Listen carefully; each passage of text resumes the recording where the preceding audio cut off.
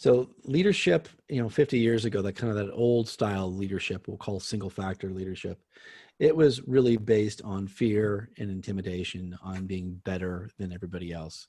Mm. And so most leaders got their authority by their title. So if they had a big title, then everyone was supposed to do exactly what they say. It's what they learned in the military. But modern leadership today is your ability to influence your people is based on two things.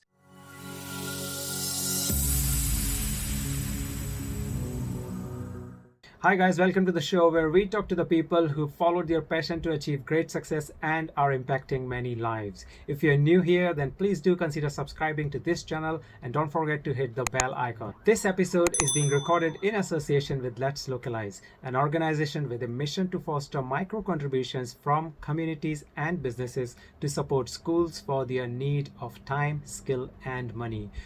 To know more about Let's Localize, please click on the card above or the link in the description section below. I'm your host Ajay Mathur, and my guest today is an author, an entrepreneur, and a globally sought after speaker who has given over 3,000 talks. He has successfully bootstrapped an IT company from an idea to a multi-million-dollar exit without any partner or investors. He has globally sought after speaker on personal branding and leadership. He became a personal branding go-to person after the release of his book called The Brand Called You. He's traveled the globe educating thousands and revolutionizing how organizations develop high-performance leaders and teams. Please welcome the multifaceted person with an inspirational journey, Peter Montoya. Peter, welcome to the show. Thanks, AJ. I'm thrilled to be here with you today. Thank you very much. So first of all, I want to know, you had a very successful entrepreneurial career. So what inspired you to leave that and start teaching about leadership and personal branding? Oh, that's a great question. I'll actually start off by asking you a question. So AJ, based on our current trajectory as a civilization, will the human civilization be better or worse off in 50 years? Oh, it's a very tricky one. I would think worse off. Yeah, that's my assessment as well. Yeah. And so the whole idea of me living the planet and leaving civilization worse off to my kids and to my grandkids is unimaginable to me. So I really believe that we do have very large problems on the planet facing humanity, but we also have the resources to solve them. And what's lacking is leadership. So I want to make sure that I'm certainly part of the solution, creating the next generation of leaders to solve our problems so we can actually survive as a species. And when you are talking about leadership, what exactly do you mean? Just want to know from your point of view. Yeah, it's a good question. I've seen a lot of definitions on leadership, but I think the simplest one is the best. The best definition of leadership is the ability to achieve intended results. The ability to achieve intended results. So more or less, I think leaders fall in three different domains. The first domain is what most people think of: leaders of organizations, of companies, or of governments. Those are people who are, we see them standing on a platform and, orating to thousands of people. That's how we think of a leader. The second domain of leadership is your friends and family. And everyone actually is a leader of their friends and family, either for the better or for the worse. As my wife always says, be a better influence on your friends than they are on you. And the third domain of leadership, which is actually the most important, is leadership of self. So everyone is a leader, whether they know it or not. And we can always gauge our leadership power by our ability to achieve what we want, to achieve intended results. Tell me more about that then. These three different types, how are they interrelated? I.e., if I'm good in one area, does that mean that I might be good in others as well?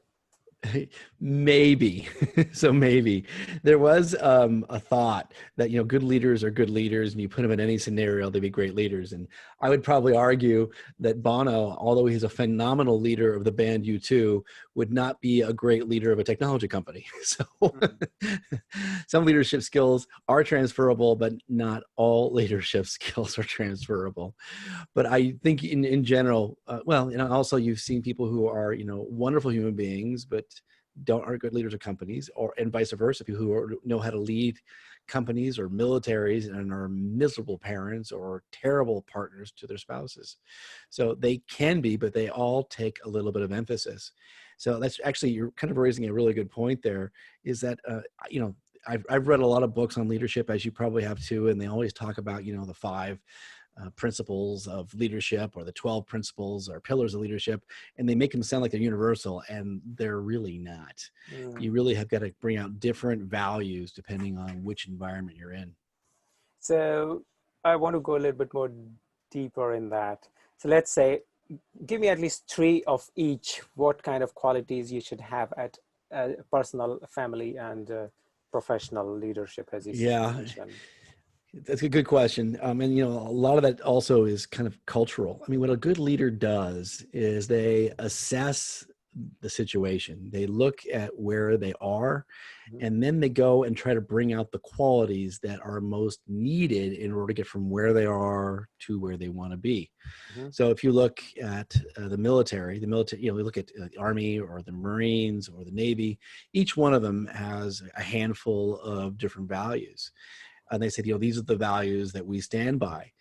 But the truth is, if you are a frontline infantryman and your job more or less is to deploy as much violence as possible on the enemy, Mhm. and then maintain this kind of professional civil code when you're not on the battlefield, that's very different from a lot of the professional politicians. These military leaders who spend their days walking the halls of the Pentagon or in political meetings, they have to use a different value set. So, it all depends.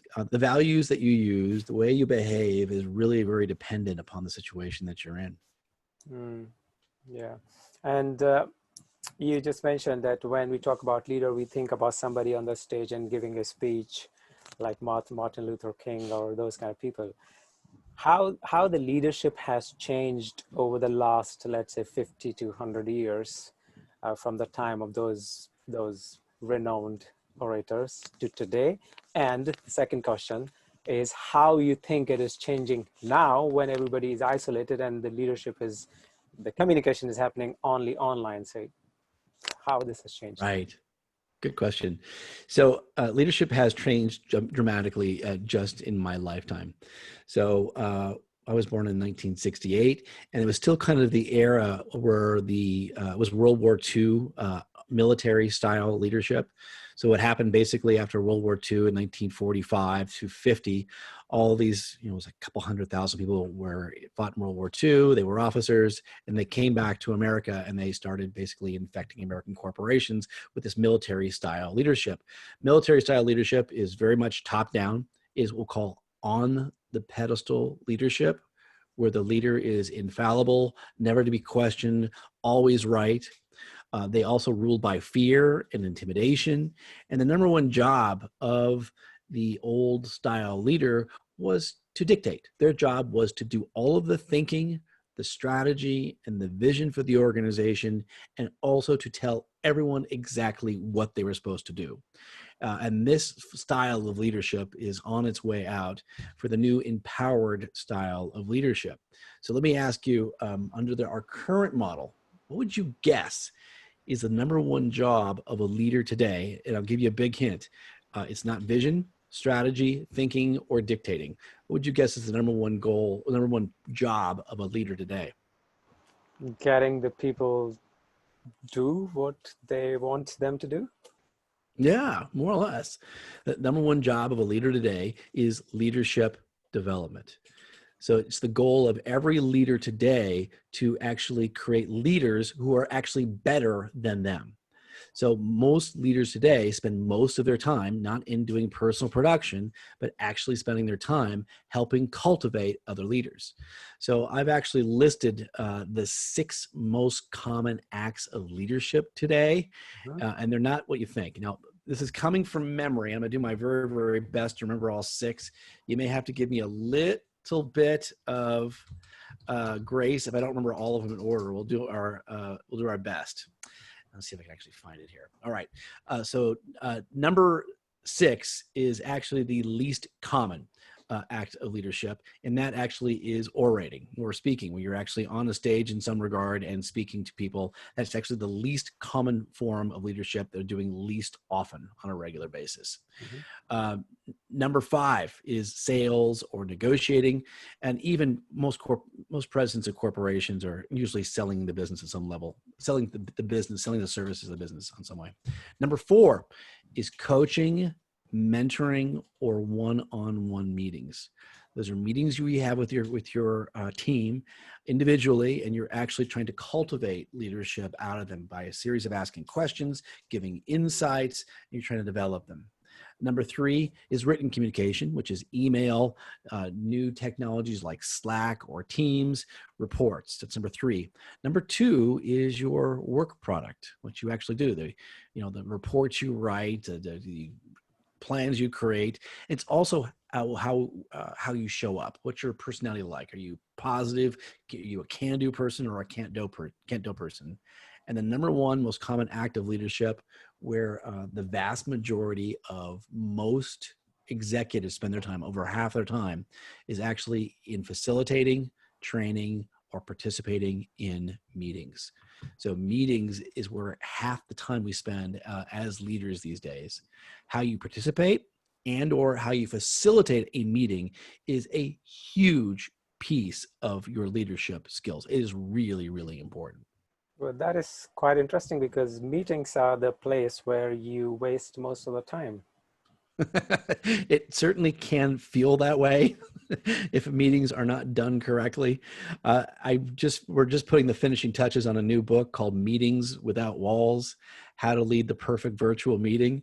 And the Read it. whole basically provides a blueprint, a recipe for how to craft the perfect meeting, from Mm. how to get the right people on the call to how do you set up the call, creating an agenda for the call, making sure you don't have too many items on the call so you can get everything done, and also making sure you're getting contribution from the right people. So, and then finally, making sure you also know what's going to happen afterwards. Everyone has very, very clear marching orders. So that is, it's really important to have meetings done well, because you're right, they can be a huge time suck if they're not being facilitated well, but it's a really important skill set. Mm. And you mentioned that the most important task of the leaders are to develop the leaders, right, rather than them. Yeah.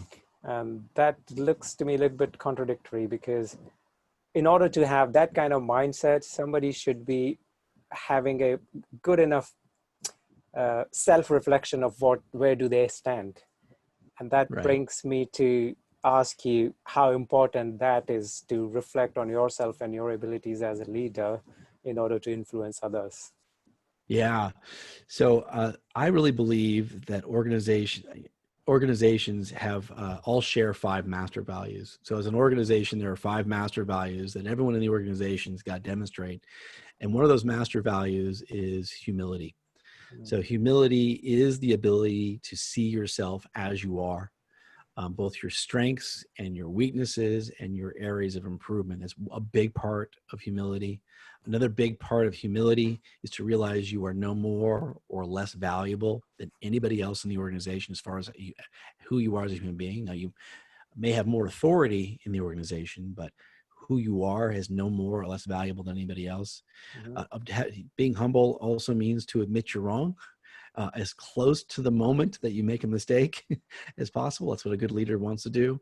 And the 4th realization of humility is to realize you're not perfect and never will be perfect. So when you realize you're not perfect, there is nothing more to protect. In society, we protect perfect. The Mona Lisa, the David statue, those things are perfect and they should not be touched. Eleanor Rigby by the Beatles, that should not be touched in its original form. But otherwise, unless you're a work of art, we are constantly in different iterations of progress. And so there's nothing to protect.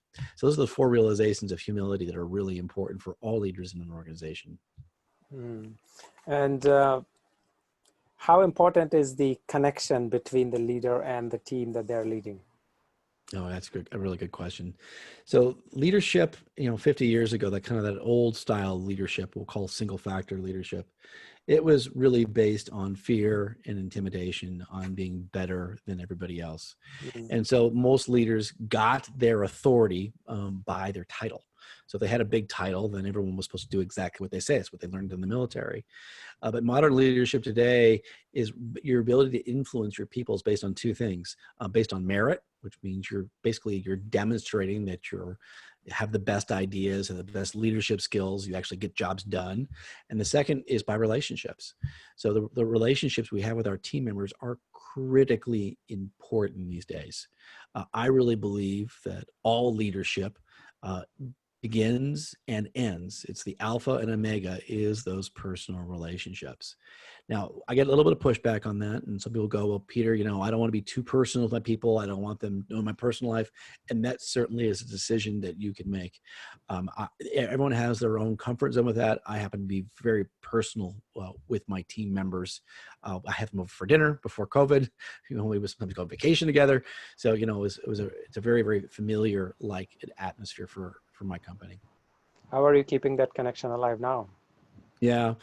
So we are doing this. We have to Zoom. So Zooms are part of both my professional life and my personal life. And I really do my best to do them at least a couple times a day so I can get a little bit of this face-to-face contact, which is really important.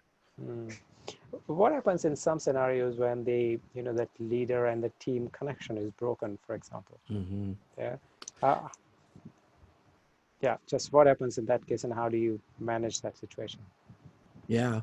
Well, like I mentioned earlier, there's 5 master values, and we mentioned the first one's humility. The second one's absolute responsibility. And Mm-hmm. absolute responsibility means that everyone in the organization is completely and totally takes ownership for the result they want. So if a leader has broken relationships in either with their team or in between their team, it is their job to actually restore those relationships. Because broken relationships in an organization is a breakdown in trust, which means that things cannot get done nearly as quickly without having good relationships. So it's really, really important. Relationships are the grease that makes the gears work in organizations these days. Mm. And so let's say I know everything that you have just said, and to some level, it's a theoretical concept which I can implement as much as possible, but still, it is not going to make leadership very easy. I want to know what makes leadership so hard. Yeah. Yes. I don't know how else to say this, and I hope it's okay to go on the air, but leadership sucks. So leadership is really, really, really hard. It is not for the faint of heart. I mean, there are so many things that we do as professionals where you can basically look at your skill sets. If you are a plumber, you can look at your skill to either fit a pipe or not, to solve heater plumbing issues. If you're a retail clerk, you can look at how quickly and how well you might know the stock and the stock of your inventory, and be able to and also be able to make transactions. But leadership is entirely personal. So a good leader, when they leave a meeting and everyone's upset and everyone's angry and everyone's going sideways, a good leader goes, okay, what did I do to not prepare this meeting for the optimum outcome? And it's a matter of self-reflection. So if you are unable to do self-reflection, if you are unable to look at yourself and then make changes to who you are, leadership is not for you. Now, you still have to lead yourself. You have no way around that one. But otherwise, leadership is really, really hard. Every single leader at some point in time and on multiple occasions uh, has people going the wrong way, and they go, oh gosh, my people are terrible. If you are blaming your people, I assure you, you are the problem. There are no bad leaders. There are no bad people. There are only bad leaders. That's all there is to it. And it is your job to understand your people in a way to motivate them to do what's in their best interest. Let's take some examples. What do you think Elon Musk, Steve Jobs, Adolf Hitler, they're at some point, I mean, they're very different kind of examples I'm taking, but they are actually, in some aspects, good leaders. What is your view about these kind of people? So most people look at leadership as on just a singular axis, either good or bad. And I actually think there's two axis lines, both an X and a Y. And on the X axis is basically the ability to get things done. So you have people who are able to get a lot of things done, and they more or less are very, very effective leaders.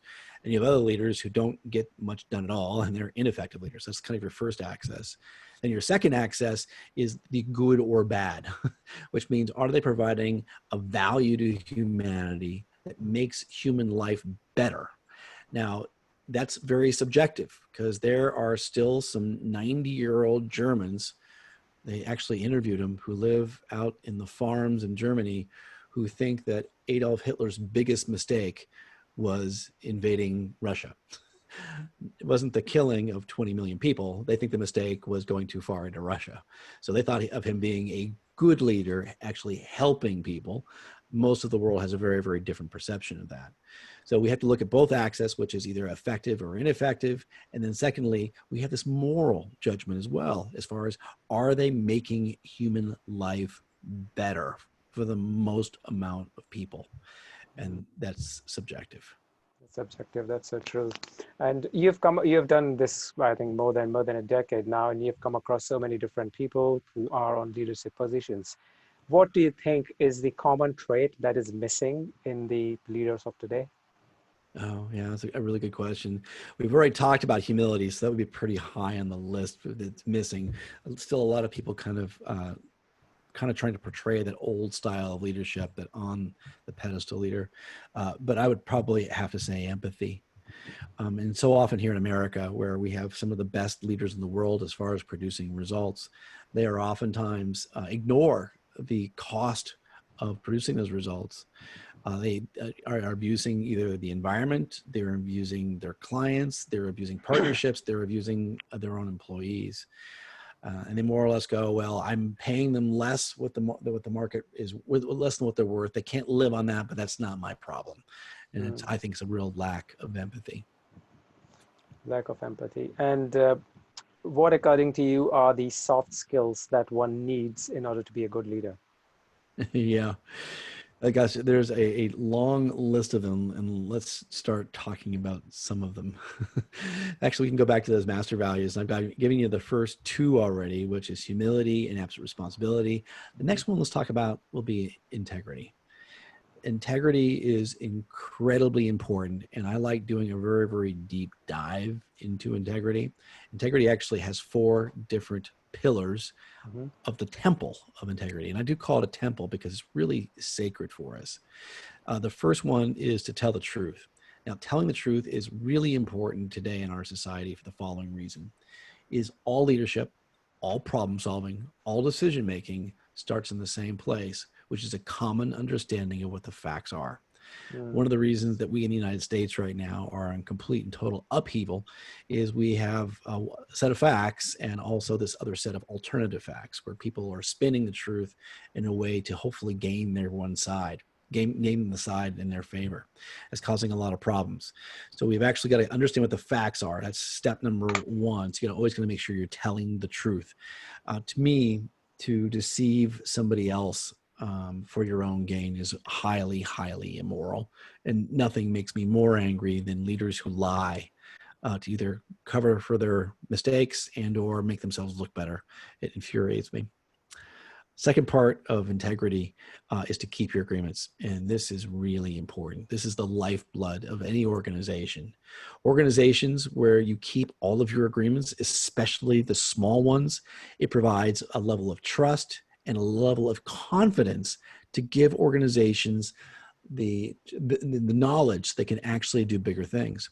I work with a lot of executives, a lot of business owners, and what happens to a lot of them is they actually are self-defeating because they don't do what they say they're going to do to themselves, and it dramatically erodes their own confidence that they can do bigger things.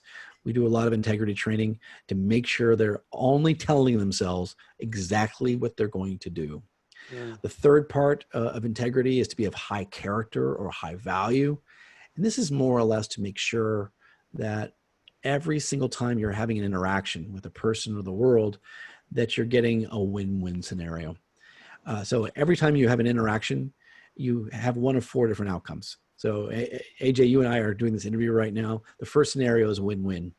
I provide value, you provide value. We both see this as a win-win opportunity. That's the first possibility. Second possibility is I win and you lose. So I get my information out, but it does in such a way that is not beneficial to you or your listeners. Second possibility is you win, I lose. And that I get on your show, I feel exploited. I don't feel exploited in any way. It benefits you, and it helps get your show, more ratings and more downloads. And I don't see any benefit from it. That'd be a win-lose. And the final scenario is lose-lose, where we both are hurt in the scenario. And so a good leader with high integrity really works hard all the time to make sure that all their relationships are win-win. So everyone's winning. It's really hard to maintain relationships when someone is getting hurt on one side of the equation. It's very transactional. And that's not what we want in life these days. We want continuous relationships. We can build relationships and people work with us for a long period of time. So it's got to be win-win. And the fourth scenario, lose-lose, obviously is just horrible. This is what we see in a lot of conflicts around the world. And that is really harmful. All right. And the fourth part of integrity is to be whole. So if you look at the root of the word integrity, which is to be integrous, it means to be whole. So that means that we as human beings really need to do our very, very best to make sure that we're constantly cleaning up our outstanding issues. Issues are ways we've hurt other people, ways we've been hurt and we're carrying resentment, unresolved worries. And you say, well, Peter, what does that matter? Why do we care about being emotionally whole? Why does this matter? And because the truth is, we are not robots. This whole idea that we can sever ourselves and operate one way at work, which is different than how our emotions are, is completely wrong-headed. So here's what we know is that hurt people will hurt people. So if you are hurt, carrying around some resentment, some anger, some frustration, some unresolved worry, that will come out and affect your decisions. And most likely you'll make a decision that hurts you and or somebody else. So it's critically important that we are constantly doing self-assessments to realize where we have unprocessed upset and actually work through it to resolution so we're not carrying it. This is super interesting because integrity is, I now believe that we can have one whole interview on integrity alone because it is so relevant to all three aspects that you told, your personal self-leadership and leadership in your home and society and out there. And integrity is one thing that is like common to all these three, and it is equally important in all aspects. So definitely. Thanks for sharing that. One thing you speak about in your talks about transformational leadership, I would like my listeners to know a little bit more about that, please. Yeah, there's a couple of things that get me excited in the world. So I'm lucky enough that I don't have to work anymore. I've got had enough economic success that I'm financially stable that I don't have to work. I work because I want to. And what I really get excited about is a couple of things. And the first one is seeing transformation. I like working with leaders and watching them transform. Transformation means to have a revolutionary understanding of what you're capable, who you are, and what you're capable of doing. And seeing those moments when the lights go on and they realize they can do more, be more, than they ever thought is what gets me really excited, what really warms my heart. So that's one of the reasons what I do is to get people to have a new understanding of what they're capable of doing. That's transformational leadership. Everything else is incremental growth. And yeah, incremental growth will always take it, but what I really looking for those new transformations. What are some big examples of transformational leadership? Sure, we can certainly look at that. So back in gosh, I remember the year. I should remember this. 1776, the United States of America was the very first democracy, or it may have been the third, but one of the very, very first democracies. Up until that time, or a couple, maybe 100 countries in the world, they were all under monarchies. And these, young upstarts out here in the United States said we can actually create a new form of government, and they created this democracy. It led to a completely new understanding of what a government could be, Mm. and it led for a transformational change. This style of government not only changed people's idea and understanding of what government could be, but it also changed their idea of what human life could be, what people could be, how we could be together. And obviously it has exploded in new revolutions. It increases in human well-being, in technology. Our lives more or less have gotten better because of this democratic form of government. That's one example of transformational leadership. Another example is what Steve Jobs did. He did probably three. He had three different places, at least three different places where he was a transformational leader. The first one was the personal computer. Up until the mid 1980s, computers were the sizes of rooms, and they were mainly for corporations and for large think tanks and universities. And he basically said, no, every single person can have a laptop, a computer on their desk. And this was a transformation in both what we thought we could have a computer was, but also led to a complete and total technology explosion and how we interact and move information. He had another one with the iPhone, with the miniaturization of the computer down to the handheld side. And then the third one he had was also in the music industry, where he more or less digitized music and made it transferable via dollars versus for free online. So he had at least three major transformations. And each time it led to a complete new or revolutionary understanding of what the industry was. And it also unlocked untold potential of all of the users, what we could actually do with that technology. Mm. And the transformation is not just possible by the action of just one person, i.e. just the leader. They have to actually empower the entire team to do that. I would like to know some of the techniques to empowering the people, the teams that you're working for. That's a great question. So, what's interesting about empowerment is this: a lot of organizations will bring me out and they go, Peter, we really want to empower our people. We're really excited to empower our people. And I go, great. What does that mean to you? And they go, I have no idea. So Ajay, let me ask you this question. Do you want more power? Yes or no, and why or why not? Well, yes, because I will be able to do what I want to do. No? No, because with more power comes a lot more responsibility, which I don't know how it is going to look like. Yes, I can understand that. Very good answers. A lot of people tell me no, they don't want more power because the perception of people who have power, they are fat cats in a corner office who make a lot of money, who are hegemonic and usually abusing other people. That's kind of the perception of people who have a lot of power. That is when power corrupts, no question about it, but not everyone who has power is corrupted. So the definition of power, believe it or not, is the same definition as leadership. So power is the ability to achieve intended results. So no matter where you are in life, and you might say, well, gosh, I want to have at least 1 2-week vacation with my spouse every single year. I want to go to countries around the world and build homes for the less fortunate people. I want to be able to get my car fixed. I want to make more money. All of those are exercises in power, every single one. So no matter what you don't have that you want, the only way you can get it is by increasing your power or your leadership skills. It's the same idea, just two different words as a way of expressing it. So here is the formula if you want to develop leadership skills or empower your people. 3 steps. First step, number 1, is to make sure everyone on your team is instilled with a deep sense of mission. They know what the organization mission is, they know what the team mission is, and they know what their mission is. And it really is emblazoned in their brain on a very regular basis. Is reinforced. They know exactly what the mission is. That's number 1. Number 2, they are instilled with a deep sense of absolute responsibility. So absolute responsibility, we touched on it earlier, is owning the outcome independent of blame or shame. So if you are dealing with customers and you have a whole team of people behind you helping you prepare something for the customer and it doesn't come out right, you don't blame a team behind you. You only own it yourself without blame or shame. And basically you look at that to make it better the next time.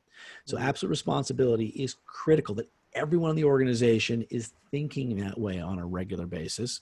And absolute responsibility also means authority. So what good leaders are constantly doing is looking for ways to push authority down to the people, not take more authority. There's a very famous story of a nuclear submarine captain, And he more or less pushed all authority down except one thing, and that was launching of any weapons. But aside from that, his officers and or the men can make every other decision on that submarine, which is very unusual. If you know anything about the military, it's they go and ask permission for everything, where more or less it was the old model where the captain does all the thinking. In the new model now, they're pushing authority down. And the third step to empowering people is develop competence. So skill competence, whatever their job or role might be, but also on top of that, the competence they really need is decision-making competence. So we as leaders have got to be as transparent as possible about how we make decisions. We bring people into the decision-making process. We share our thoughts. We ask whenever I'm in a room full of other people on my team, I always ask the lowest, quote unquote, ranking member on my team, who's most likely the newest. I get their opinion first. I give my opinion last. And that way the room is not then corrupted with my opinion. So I'm constantly trying to ask them questions to get them to make decisions. So over time, someone will come to me. At first time they might come to me, I might tell them how to do it. Second time they come to me, I ask them how they would do it. The third time they come to me and they ask me again, I'd say, oh, how would you do it? And I won't give them any feedback if they're right or wrong. I just say, go do it. And sometimes they succeed and sometimes they fail. Sometimes they make mistakes, but that's okay. That's okay. A certain amount of mistakes, you know, the life and death ones, I will stop them from doing. But sometimes, oftentimes, these people will do better things than I would have done. So this is how you develop leadership, or how you empower your people: is mission, absolute responsibility, and competence. Confidence. And the third one is my favorite, about the decision, because I have realized that if you have a team of good decision makers, then progress becomes so simple. It does. Yeah, it really Yeah. does. That's a really good point. So, you know, it took me the longest time to figure this out, but the main difference between management and leadership, here's the distinction between management and leadership. Now, first of all management is inside leadership. So leadership is bigger than just management. All management is leadership, but on all leadership is management. So here's the deal. Management is teaching people what to do. And there's a certain part of that. You need to teach your people your systems, your policies, your procedures, and their jobs, you know, the products and services and pricing tables and things like that.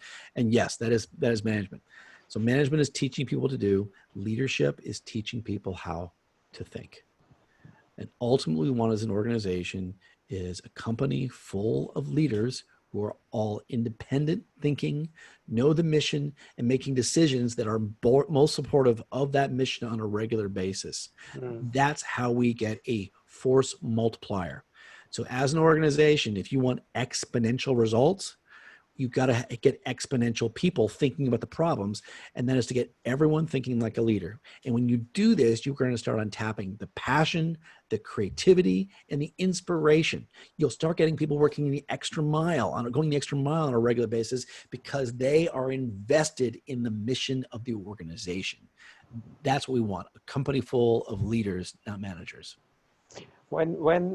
When you're talking with so much of enthusiasm, I'm just thinking of some of the speeches that the senior leaders in my firms, wherever I worked, have given, and it's an entirely different vibration when you're going and listening to them in person, in a room full of people, and then people are connecting with them, right?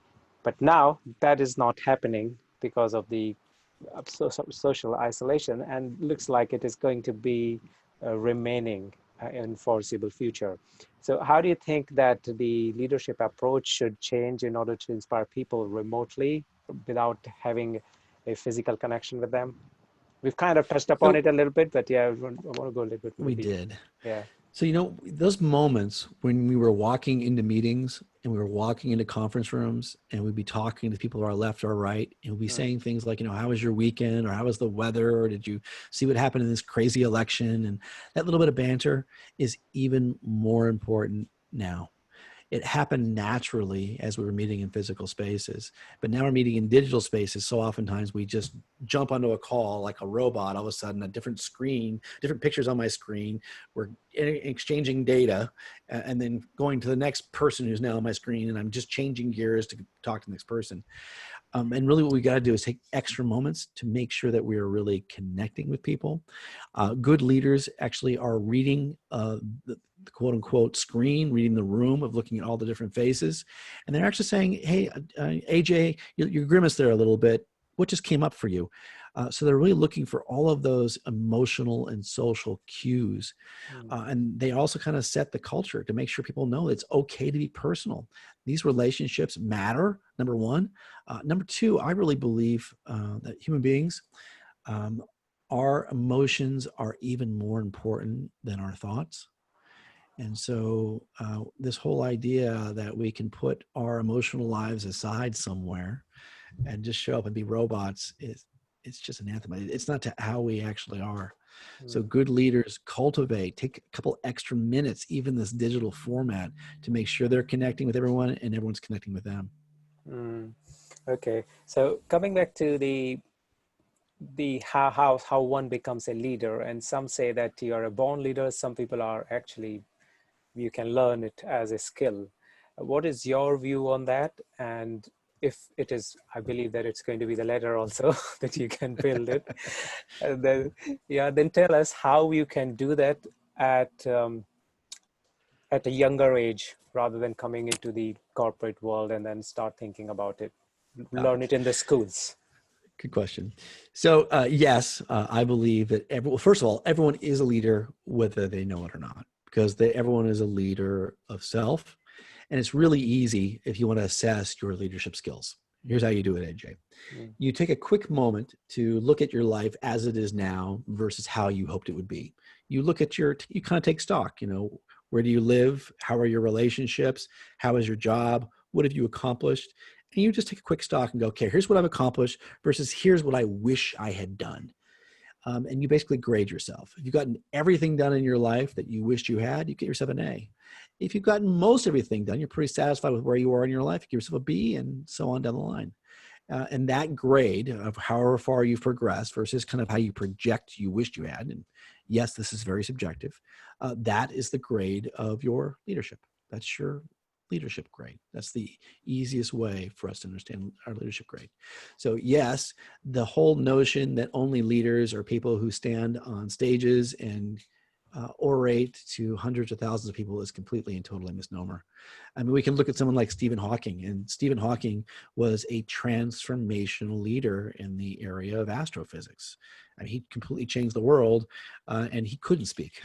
He had a translator that allowed to do that for him, but he was not a great orator. He wasn't a great communicator.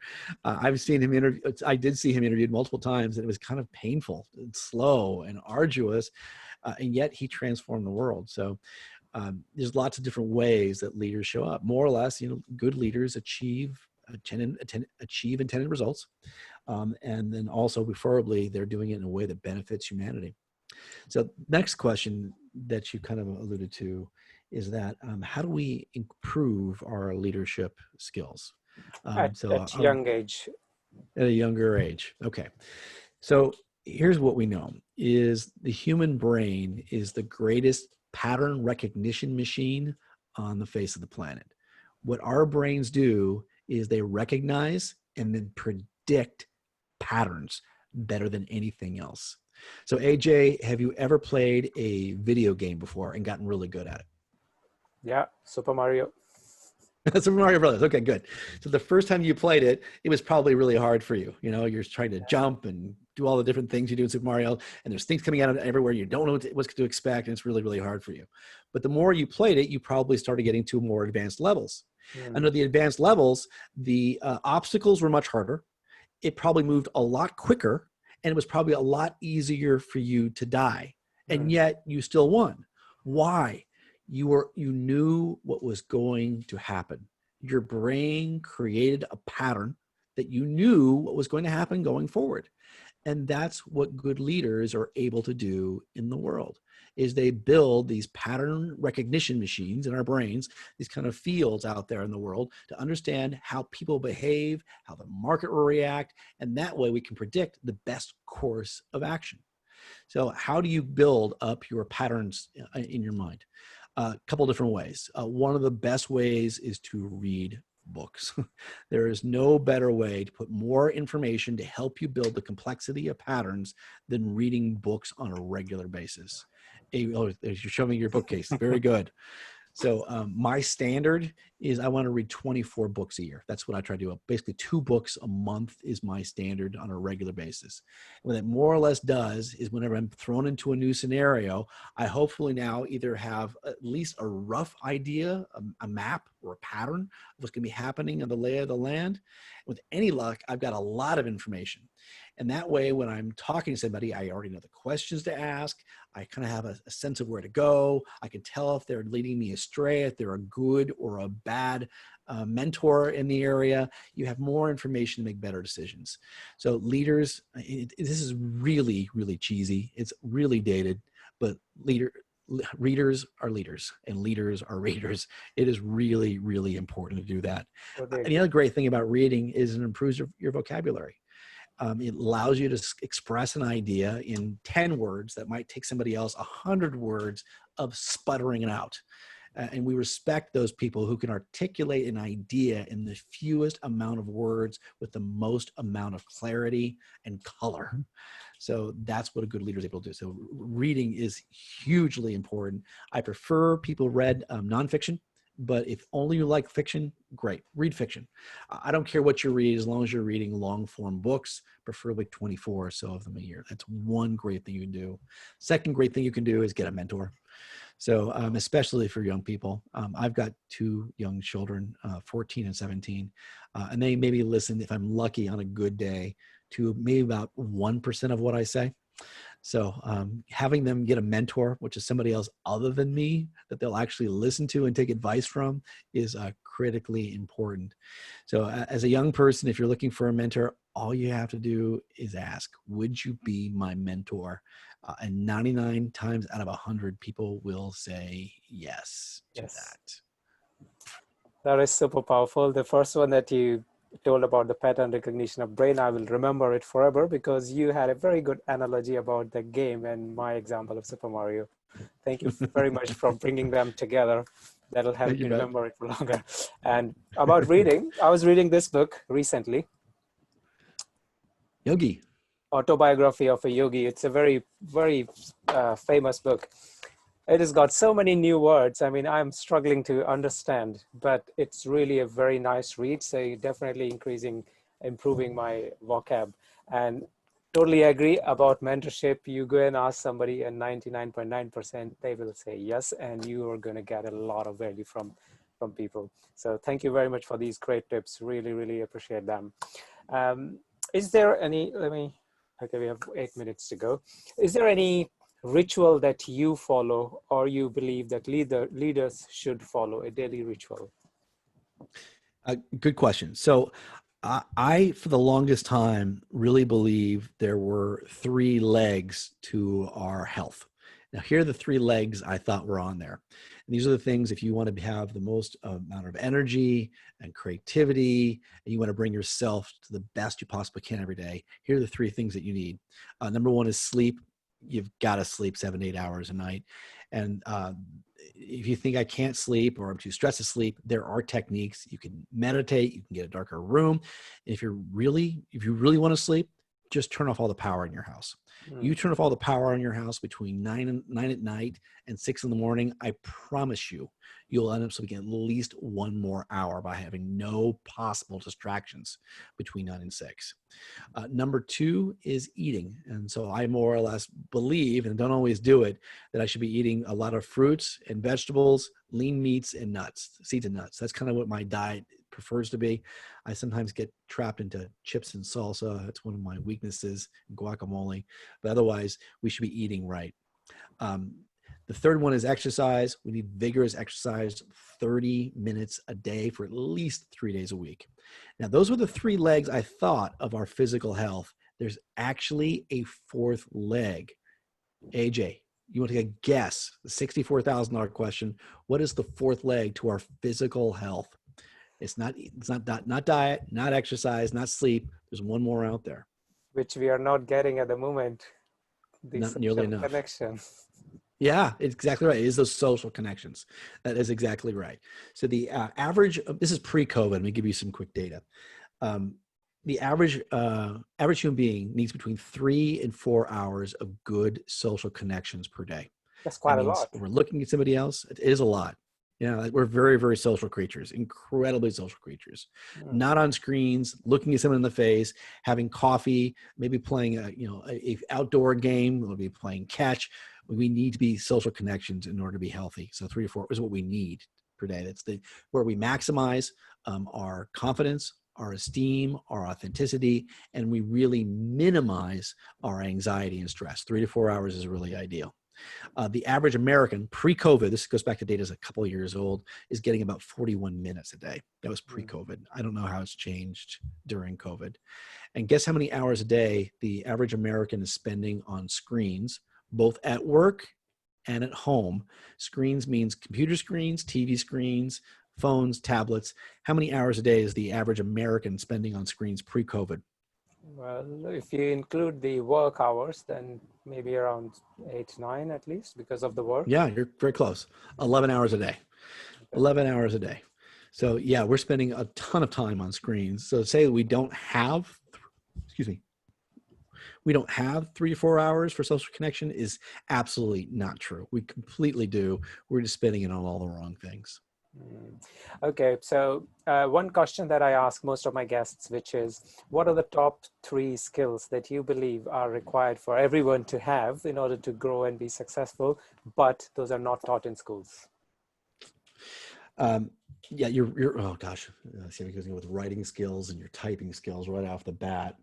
I would probably say one of them really is productivity management. It is the ability to get things done, the ability to put all of the distractions behind, know what you have to do, what's most important, put your head down and get the most important things done. Is Mm. probably the most important skill set that's not taught in school.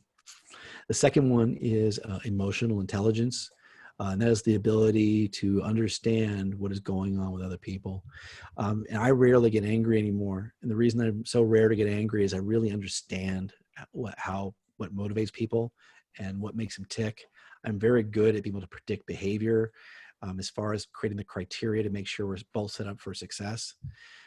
So that's probably number 2 is the emotional intelligence. And number 3 is your speaking skills. Whether you're speaking with one person or speaking with 100 people, your ability to communicate ideas. I'm going to take a fourth one, believe it or not. And the fourth one is your coaching skills. Okay. And coaching skills is how you use questions to help people uncover their truth, what is true for them that they may not realize, and use that truth to motivate them to make the changes they need to make in themselves. Okay, great. So, I mean, I can talk for another hour, but in the interest of time, I would like to know, what are your future plans now? Yeah, thank you so much for asking. I, like you, I'm guessing I'm probably going to be self-quarantining for another year. So I'm going to be creating content right here. I lead a consulting practice right now. I used to do speaking, but right now we're helping organizations and businesses instill a high performance organization. So organizations who want to have high performance right now, they want to go from having incremental gains to exponential gains. I work with business leaders to help them grow their organizations quicker. It's really easy to find me, which is petermontoya.com, petermontoya.com. And I do webinars every couple of weeks to talk about the 7 deadly sins of business leadership. I made all 7 of them. That's how I know about them, but now I don't make them anymore. And so they're really easy mistakes to stop making so you can actually start instilling much better leadership for yourself and your organization. And you can sign up for one of those webinars at petermontoya.com. Okay, and lastly, Peter, probably you've already told, but how can else we can reach you other than Yeah. Well, before I did leadership, I used to work in the area of personal branding. So, I still have those lessons of personal branding. It's why it's petermontoya.com. And if you want to email me, you could probably figure out my email address, which is petermontoya@petermontoya.com. Okay, that's easy one. So thank you very much. And uh, I can definitely talk to you a lot more because you have a lot of knowledge that you can share.